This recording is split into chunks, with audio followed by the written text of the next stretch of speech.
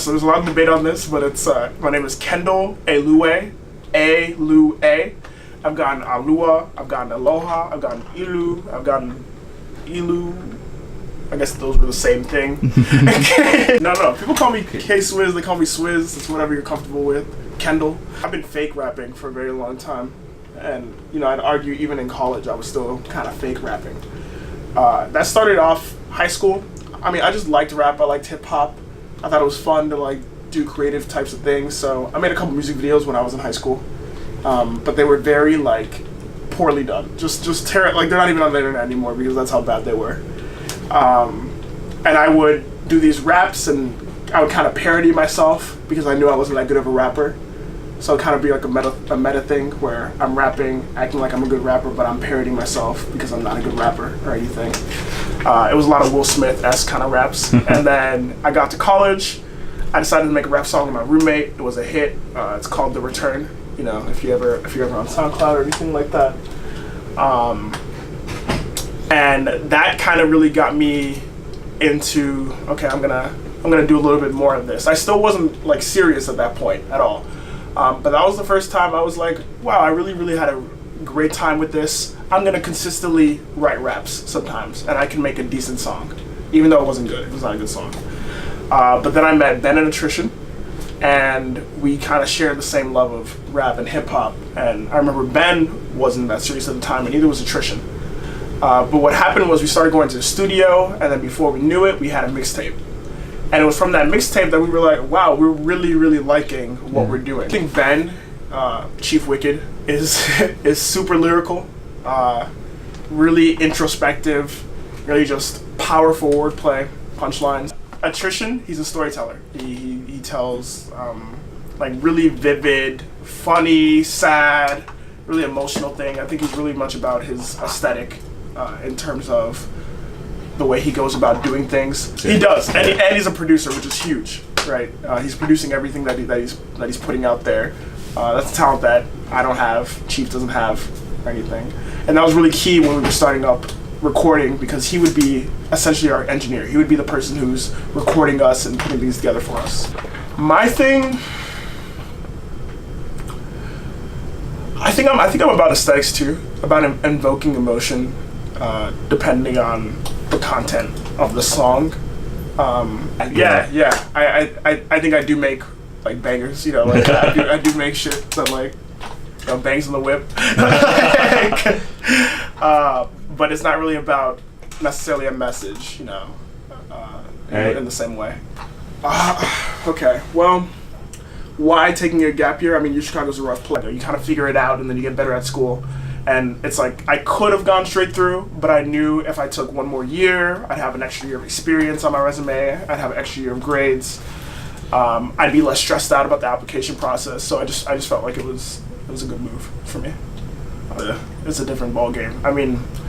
First off, as a pre-med, your application kind of starts the second you begin college, to be honest, in a different way than colleges. I feel that although extracurriculars are very important and people are definitely, buffing up their resume from the second they get into high school, it's not so. You really have to be regimented and methodical about the way that you do things as a pre-med. You really gotta get the classes in. You gotta really get down your study plan. You gotta get the grades, early. But then also the kind of activities that you want to do, right?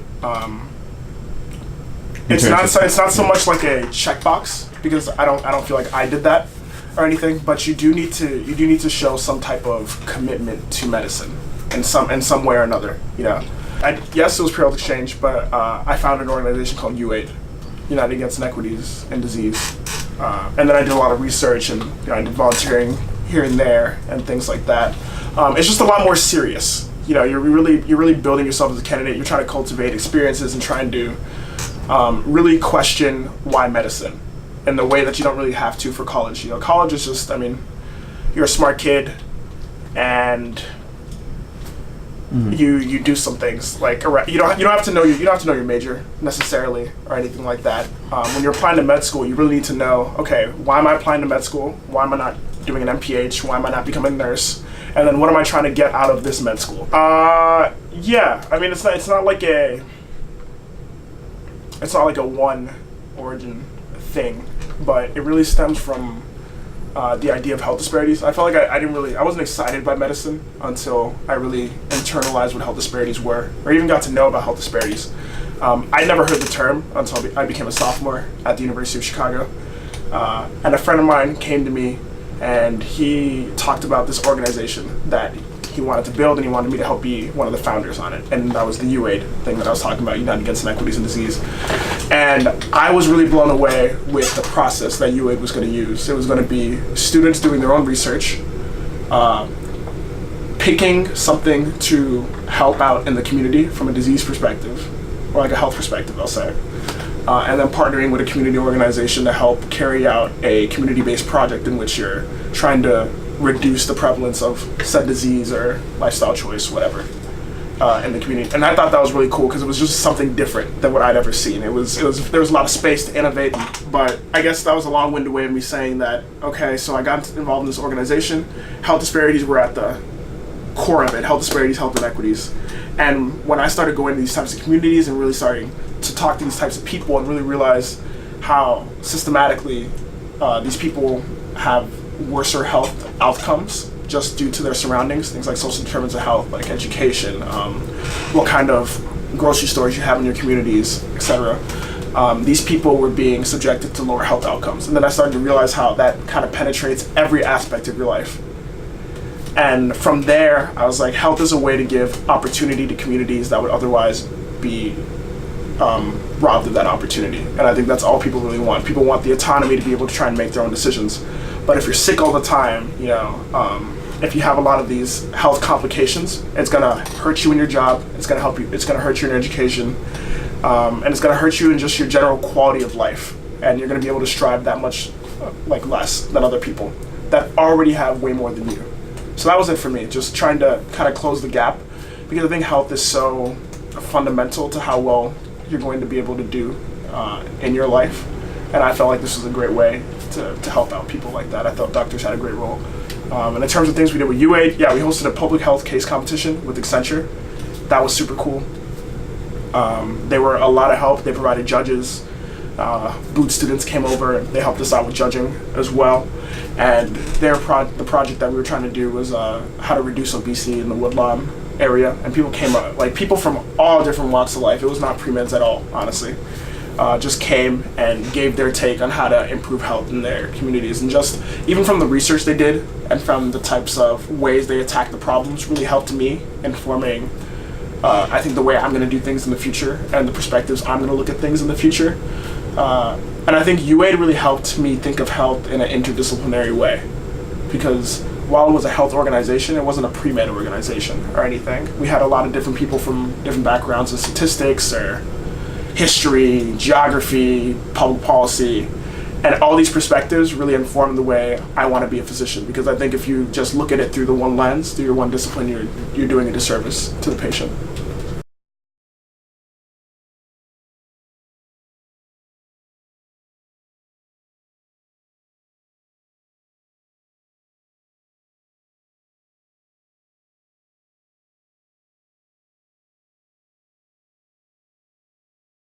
So this past summer, I interned in New York at the Stella Adler Studio of Acting, which is like a world-renowned acting studio. Have you taken an improv class before? No. but okay. I think I improv life pretty well. What does that mean? I think I just know how to, kind of get into the little corners and everything, I don't know what that click sound. It's like me maneuvering, you know what I'm saying? Hardest thing about improv is probably, it's improv, dude. Like, there's no lines. Nothing's fed to you. It's just like you're on your feet the whole time. Everything that you produce, everything the audience, like, what have you done? Have you improv? Yes. How many years? I mean, for like half a year. Half a year? Okay. Under what kind of training? Under professional training. So now that you're a professional, I can't improv. No, I'm not saying Like, you can't. so you can improv better than me because you've had I don't some think you know what training. improv is. What do you mean I don't know what improv is? Because I asked you if you've ever improv before, and you're like, oh, well, just, sometimes in life. Yeah, sometimes I just improv. If things get hard. No, but like I can just say things, I can just make. That's not improv. It's improv. Improv is more pure. It's more pure improv than what you're working with. Okay. Yours is created. You have like a system, Fine. Okay. Somebody cheated. Ooh. I like it.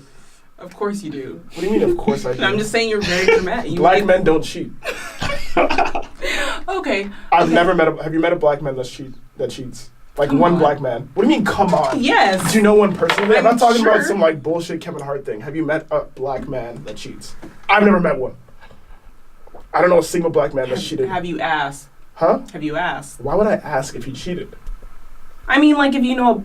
Listen, this isn't the point. Okay. Just start off the conversation.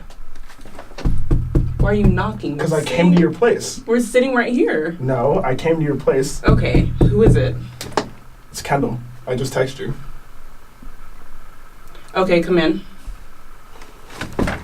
You don't... Hey, babe, how you doing? What's good? I'd be better if you could get your shit out of my apartment. What the fuck? Can you relax, please? What do you mean, can I relax? Like, why are you being so aggressive? We had like one argument over the phone, and now suddenly you're. Because I've been waiting for you to get your stuff out of my apartment for like 3 days now. You told me that? No, you told me that a day ago. No, and I thought maybe you just want to clean up a little bit. I told you Sunday. Today is like Wednesday, so I'd appreciate it if you could just. Okay, my mistake. You're right. You told me on Sunday, but I have a job, right? I have things to do. You don't live close to me. I have to go travel across. No, you just don't listen. That's why you think I said something a day ago. I said it 3 days ago. You've always thought that I didn't listen to you. You've really always thought that, and I just don't. But you don't listen to me. I do. I just maybe don't. Know everything you would about. Have been here Sunday. All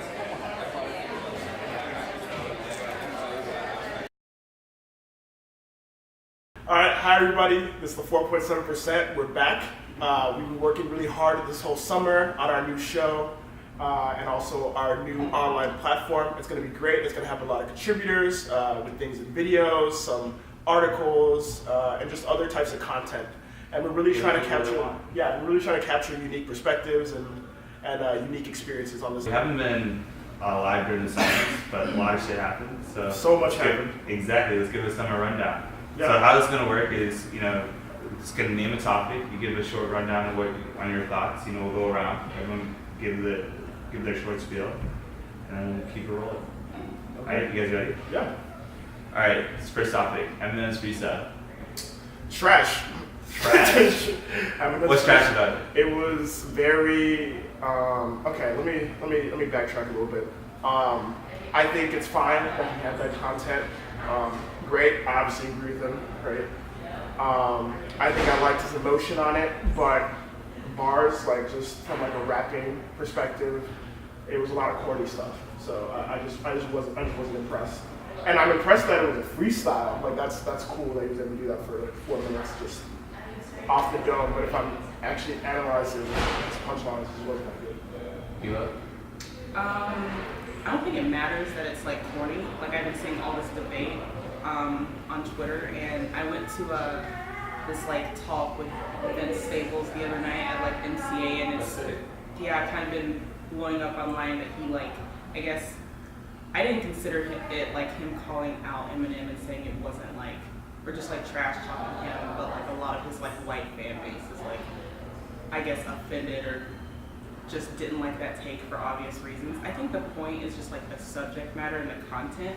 Like I actually kind of think, also considering that it's like, it's a cipher, it's kind of like, for the most part you can assume that a lot of it was like off the dome, right? Like, so Eminem's kind of already proved himself in like the rap community. I think like it's very obvious that he's extremely talented, so like who cares I'm gonna that ask it's this. a little bit corny. Also, it's like Eminem has been Eminem 100% his whole career. Since when has he not been corny? He's been throwing stupid lines in with his hardship since day one. I don't know. I mean, I also think his discography is not consistent. Like Eminem hasn't produced consistent heat like every time since like the late 90s. I mean, it's kind of off and on. So like this isn't a he bad. always has heat. I'm actually not a fan of Eminem, so. I don't think I am. I don't think he always says he. I would disagree. I think his lyricism and wordplay is always there. It's just that sometimes he's talking about deep shit, and sometimes you're just like, I'm gonna be okay. honest, I've tried to listen to Eminem in the past. I've never listened to an Eminem album and been like, wow, I want to go back to this. Same. I just generally don't Same. like his style. It's just not for me. Okay. But I do respect his rapping ability. Like, I think he's Okay. really good at that. Moving on. Donald Trump in North Korea. This man is insane. Like, Like a hot take. Rocket Man.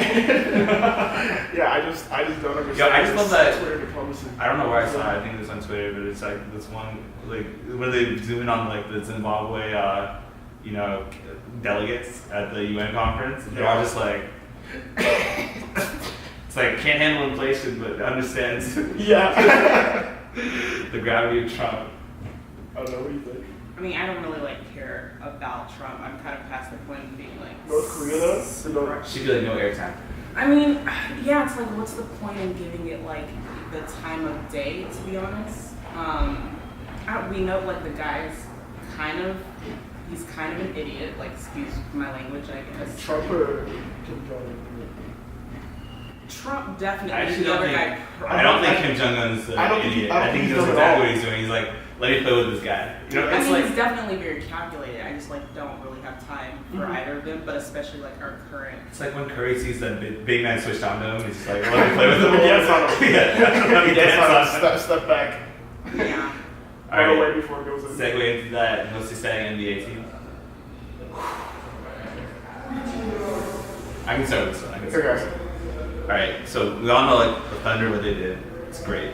Like, the West is loaded up, but I think you gotta look at the defending championship. The defending champions, the Golden State Warriors. Like, you put Swaggy P on your team. They're the most exciting team for you? I think like it could actually all implode because they throw Swaggy P on that team. They already have JaVale McGee. Their knucklehead count is just is going up. Like, and did you see Nick Young when he entered into training camp? No. He looks like he ate Nick Young. He's What do you- huge. Oh, like he's fat now? Yeah, he's huge. Oh, I did not see that. Yeah, Oh, so- okay, and- but JaVale contributed to their champion. Like, he was good. All I'm He saying is never that they did- got rid of Ian Clark and they replaced him with Nick Young. And And Omri Caspi. yeah, and Omri Cassie, who's had knee injuries for the past few years. So I'm just saying there's question marks there. It might not be a smooth sailing, and now you have legitimate contenders in the West like Oklahoma City. Okay.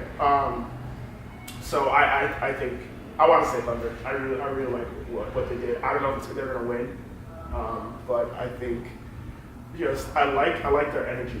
The energy of the three-headed monster they have going there with Russell Westbrook, Carmelo, Paul George. They're all dogs, So I think they're gonna take it to Golden State. Cavs. Why? I don't know. I like the Cavs. That's it. You're a Cavs fan. You hear they got rid of Richard Jefferson? Yeah. That's wild. Like, what's gonna happen to road tripping? What's gonna happen to road tripping? No, okay. Obviously, it's fine to run basketball projected. Like, let's be real. Richard Jefferson wasn't doing that much. He's good for like one old man dunk a game, but he was expendable. But when we talk about team camaraderie, that team went through just so much. They lost their general manager David Griffin. They lost their second best star player Kyrie. Kevin Love switches to the 5 and Tristan Thompson to the bench. Kardashian, Yeah. Kardashian thing, it seems to only be escalating, not going down. Also, I've had this problem with the Cavs for a long time where it feels like they've been nailing it after that first championship. LeBron seems ready and focused, but the rest of them, they seem like they be cashing checks. Yeah. We're worried about endorsement deals, we're worried about all the notoriety, all the things around basketball that aren't basketball. That's what I see from Iman Shumpert, J.R. Smith, all those guys. Do you worry about them making the finals? What do you say? I think you have to give them the benefit of the doubt that they're going to go to the finals, but you know me, I'm a Wizards fan. I think they always got a shot. Kyrie. Definitely not in this NBA climate. They do not have a. It's not. I told you last year. I told you last year you're sleeping on them. I was, but then second round exit, right? I finally came around to them, and then what happened? I'm just They saying. lost. John Wall's young, Bradley Beal's young, Otto Porter's young. Yeah. They're only going to get better. And then I'm going to go to the Celtics. everyone when Hayward moved, they called him trash. Like they should have gone for Paul George. I think he has a chip on his shoulder. You know, I think Kyrie obviously has a chip on his I shoulder. like that actually. I think he was gonna try and prove people a Yeah. little bit wrong. I Kyrie still obviously- think his yeah. ceiling isn't. Like, he's not a top 10 player. Like regardless. I want to see it because right, he looked really good with the Jazz, and now people are like he's not shit. So I want to see it. Okay. He has to prove himself. Now you have Kyrie Irving, obviously a chip on his shoulder. He also wants to prove to everybody that he's like smarter than basketball. So I kind of want to see that still too. Yeah. Like He knows what he's doing. exactly. Yeah. So I think the Celtics are. I mean, you know, Kyrie's they're- my new favorite player, just because of the way he handled that whole situation. I'm not even saying he handled it well. I was gonna say. I'm not even saying he handled it. I just you know, love. I but love. like, I love your whole take on, you know, Kyrie's like, LeBron, you're not my dad. I got a dad. exactly. Exactly. Like Like- Ty is, dude just telling me, you know, telling me all this shit. It's like, let's play basketball. LeBron and the media keep trying to sun Kyrie Irving, and it's so disrespectful. He's 25. He's a grown ass man. Like, why What do are you mean LeBron? Maybe the media. Where's LeBron? No, LeBron called him a kid in like a press conference. Every single time. But I don't LeBron's think in that was press like conference, the he calls him a traditional kid. like. No, I don't know, I think Igalo, if you were in the workforce, right, and someone who's 7 years older than you keeps on referring to you as the kid, what would your response be?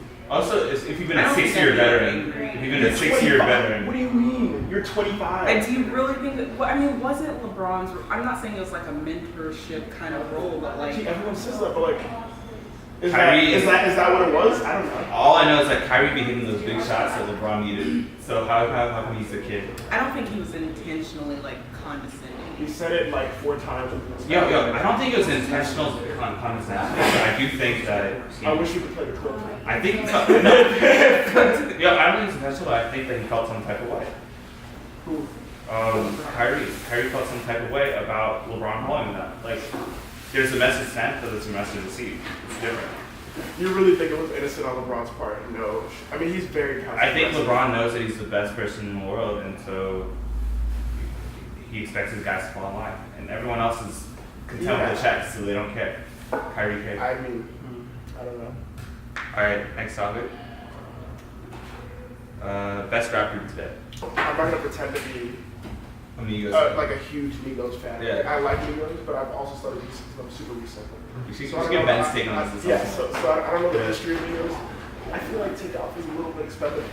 I think he's 100% expendable, and I think he Like a knows little- that's why like a he little blew. bit. That's why he blew up on Joe Biden. Huh? That's why he. Oh, yeah. He knows he's expendable. A little At bit. the, I don't The know. bad and music thing. Awards, I right? mean, Yeah. sometimes I don't know who's doing the ad-libs all the time, right? So I know it's Takeoff doing If those you're doing the kind ad, if the only thing you're doing is the ad libs, and you No, it's not only the ad-libs though, but like, I mean, the ad-libs is huge for Migos, right? So if Takeoff is like instrumental in that, then okay, I see what you're doing. You know, I'm just from like someone who's not paying that much attention to the Migos. I don't see Takeoff as doing much. I don't know. We know Quavo and Offset have this career. Yeah. I just feel like they could go solo. I don't know. I can't say Takeoff is not going solo. Takeoff is not going I solo. can't see that. If someone else disagrees, I want them to at me on this.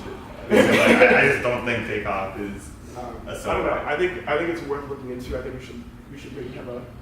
You think I'm we not should sure. do this further? Yeah, I don't think we can end it soon enough. I think I should listen to more Migos. All right, yo, Rihanna Fenty. I mean, great. I think super What do you mean, successful. like the makeup thing? Yeah. Yeah, Fenty line. Sure thing. I'm not super into makeup, but I like what she's doing and it's kind of disrupting the industry. Paving the way. Yeah. Like, I want more stars to do this kind of stuff. Yeah. I don't. And I hear it's actually really good. Wait, explain. What's Because I think everyone does that thing where they become like a star or famous or something. So you're like, let me just start like makeup, contouring kits, perfume, Yeah. like body look. Like I think that's lame and it's whack. And it's usually not a good product. Like 85% of the time, it's not a good product. Fenty has been getting like good to mixed reviews, but the point is like there's like a certain tint that she's trying to do as color, right? So that's really important. But I'm just not a fan of like. Wait, what's Not to, bad like, about call going out- outside? Yeah, I think all artists. No, I don't think. I think it's like fine, but usually they just do it for a buck and they don't care about the quality of the Right. product. I think so you're it's usually playing bad. two ideas, right? Which Okay. is making money off of your fame and doing good things outside of your designated realm of like. No, I don't have a problem with either of those. I'm saying if you're going to do something, then like do it well. Right, and it's usually not done well. So I'm skeptical when it does happen each time. Okay. Yeah, to do it, we do it well. Okay. Yeah. I can see that. All right, U.S. men's withdrawal from the, I guess, bouncing from the World Cup. Yeah, there's no withdrawal. A disgrace. Yeah. it's disgraceful. I don't know what else to say. They're not prime time. Yeah, U.S. soccer needs to look itself in the face and fix their stuff. We're not even in a hard, region, conference, whatever you want to call it. No, we're in one of the easiest ones. I Yo, you just gotta look at the I think net. the problem is no one cares until it's like September. Like they care too late. There's not like effort put in. I Like can't say that because they're professionals. Like they're guys who does the guys who play on that team just Yeah, play it's talking soccer. Don't be a about- lazy wait, are you professional. talking about fans? no. I'm talking about like the team, like the men that So are. I hesitate to say that because Obviously how much do you watch men's soccer? Like actually? I don't watch that much U.S. soccer. Yeah. So I mean, I hesitate to question how much they care. I haven't seen them play I'm sure as they care. often as I. I think this is more Sure. systematic, right? We don't have the infrastructure that Europe has. And But it's been getting way better recently, right? Yeah. I mean, Right, we that's- didn't I'm just have the saying there's, infrastructure like, 20 years ago. Way So better maybe- isn't enough. I mean, like it probably counts for I something. mean, all I'm saying is that we act like the media or whatever. Like we act like we're top class, and we're not top class. Yeah. But I also feel like in terms of like the infrastructure that like Europe has, there's like people like live and die by soccer. They're breeding their kids for it. I'm not saying we like need to do the same necessarily, but I get the feeling sometimes like when I do tune in, or especially when the World Cup like rolls around, like the effort is put in the closer like the World Cup approaches as opposed to it being a long-term thing. That's what I mean. They don't care until it's like it's time for us Again, to I think qualify. that's more of everyone around it caring. Yeah, about it, I but just the professionals are don't professionals. know if we could say the U.S. men's soccer team isn't caring until Until it's about time to go. Yeah, I just don't know. I don't know about that. I know the women take their shit Which really teams do seriously. you watch? Definitely. Which teams do you watch? Like outside of the national team, like do you tune into like I don't know the Chicago Yeah, Red I mean, Stars? That's a problem though. They're playing No. the US. They're playing in the US. They're No, playing I the mean- US leagues and not in the I best leagues I in the will world. casually follow MLS and Uh-huh. stuff. And But that's- I may tune in sometimes, but no, I'm I don't. I couldn't tell you. No, that's the problem. And Jurgen Klinsmann said this last time around that our best players don't play in the best leagues. How do you match up against good talent when you don't play in those leagues? No, I understand this, but for World Cup qualifying, right? We're not competing in Europe. Right. Yeah. So No. that's I'm saying our players just suck. okay, but then They're not as good. But then Panama's qualifying. Like, why is Panama qualifying over the US? Like, we have what 300 people here. Like, we can't. Okay, so we can't put together a squad. the difference with that is I think that Also, we're keep in ro- mind we made it since like what 1980 so something. Like, the idea is we want to continue like our bout of consistency, right? But when you have consistency, you have to be consistently better than like everyone else, right? I don't think that the difference in talent, like the MLS is comprised of people from Panama, people from Trinidad and Tobago, people from all these places, right? But also a lot of people from the US. And that's the competition we're playing, right? And as the majority of US soccer players play that competition on a regular basis, right? So where it might be better than them, No, Clint Dempsey 80% goes of the time. overseas, right? Tim Howard goes overseas. old. Like, yeah, but they still play. So obviously, when they age up, and you don't have people coming up filling the ranks, then you're gonna have to lose. Yeah, I mean, I just don't think it's not like our whole team is comprised of people who play in MLS. I'm just saying most of them do, and that's not. Yeah, not the best ones, right? The best ones play in Europe. Right, Kardashian babies. So that's Yeah, Right, I feel like that's Kylie a little Jenner's- specialty, right? You know? I wouldn't Oh, say it's my Kardashian. specialty. I mean, I mean, you have a couple times that you have to watch the I said Kardashians. that I'll once. say this- I I'll- said it once. I'll say this though, right? Now we see what Tristan Thompson was focused on in the finals. Okay. Anyway. How do you Why feel did you about put this? Because I definitely. how do you feel about the Kardashians ruining college basketball? How do you feel about that? That's one thing. I don't have any. Listen, I think the Kardashians are a very interesting family. Obviously, if you legitimately want my thoughts, Yeah. I think there's I mean, obviously. we're not here for a help. Well, I didn't put this on the list, so I think it's interesting that like one of you did. Why is that? It's a Don't hot worry, topic. don't worry about who put it on the list. This Let's was get to the this was questions. something rundown. It's a hot topic. I don't Yes. see the problem. I think so. Recently, something happened where, do you guys remember the Pepsi commercial with Yeah, And Kendall Jenner. Yeah, okay, so my thing is, I think people are obviously very divided on the Kardashians. I definitely started as just like a fan of the show. Like, it came out, I think I was like 13 or something, so obviously like I'm watching it and I'm having What do you like about the show? I never liked reality TV until the Kardashians took their It's just this whole ego finish. So I wanted you guys Okay. get to But I feel like like they're definitely worthy of criticism, and like you should be like, I'm just not a, I don't know, some people are like, oh, like you're either with us or against us on the Kardashians. Like, if you don't want to tune in, that's fine. If you do, that's fine. I tune in every once in a while. I don't avidly watch every episode, but I'm also not afraid to like, you're really gonna like, Don't derail it. Let her get to her point. I'm saying I'm not afraid to like address like certain criticisms. The Kindle thing, I tweeted during that episode, like I knew that this is how she was gonna handle it, because it happened months ago, right? And she stayed quiet and never said anything, and I said, wait, knowing this girl, because I've seen the show, she's going to wait until the premiere, she's going to sit on camera, and she's going to cry about how awful and uncomfortable she felt, and what did she do? Exactly that. I like Kendall Jenner. I No know she's Shadamas right here. That's trash. Shut up. I'm just saying, like, I think you're making it out to be like, oh, like, obsessed with the Kardashians. Like, some I don't think you're obsessed. I think Okay. you're an avid fan. No, I'm not even an avid Really, fan. this is not about your fandom. This is really about the Kardashian baby. Yeah, what do you think about that? I was waiting for that one. What impact? See, that's what I'm saying. Like, it didn't impact me. It's like, okay, Like Kylie. Not you. Like, Okay. you It's don't not think that. matters? If they're all pregnant? Or, You don't think it was a hot topic of the pregnant, summer? pregnant? I don't know. I mean, I Some are think pregnant. the most interesting part is like Kylie wound up pregnant at 19. I think that's a She's conversation only that's 19. like, I thought she was 20. oh, she turned 20 in August. She's 5 months right now. That means she was pregnant at 19. Wow. There we go. I thought she was older than that. No, she just turned 20 like last month. I think there's a conversation that could and should be had about that, and you know, like a lot of people question Kris Jenner as a mother, and that's something I shy away from. I think up until this point, nothing's been super questionable. I think you're 19. And it's always in the show, especially with Kylie, there's a subject of, oh, she's so grown up, and like, you know, this happened when she was 10 years old, and she was forced to like move very fast. But pregnant at 19, I do think there's a conversation to be had. That's legitimately my only thought on her, Khloe, and Kim all being pregnant.